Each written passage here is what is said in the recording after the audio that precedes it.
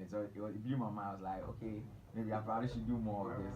Yeah, So for songs like that, what would influence you to do such a song?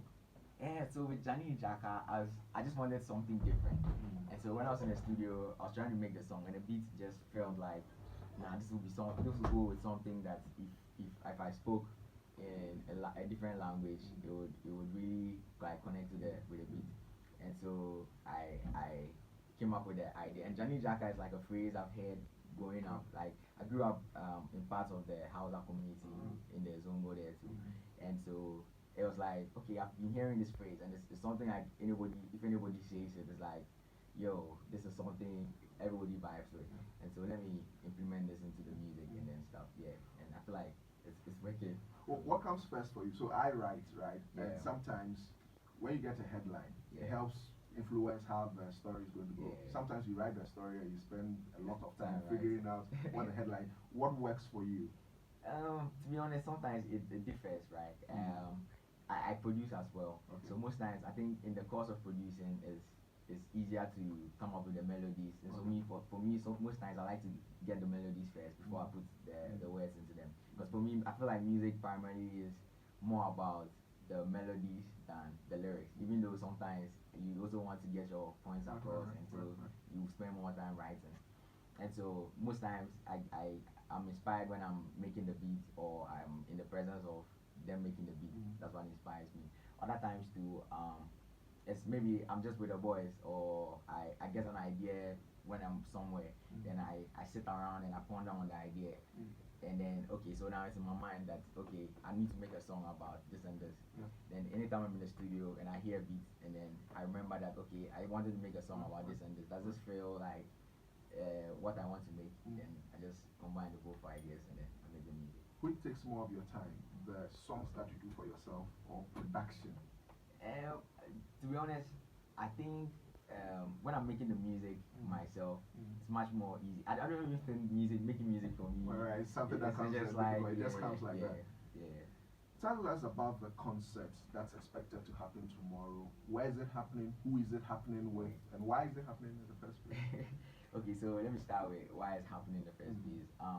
So like I said, before we dropped the mixtape, I was like, the mixtape actually contains songs that have the local dialects in them, and then for me it was like I was trying to connect back to where I started, because I've been out of the region for like close to 3 years now. Yeah, and I was like, when I drop music, people here still gravitate to it, but then it's only right that I make music that they are able to connect to very much. And then what I've also realized is when I was down south, I was like, the people over there would need something. They would need to experience something different from what they've been experiencing already. And so with the music I was making before, it was like, okay, it's just English and Pidgin. We have so many other people doing that.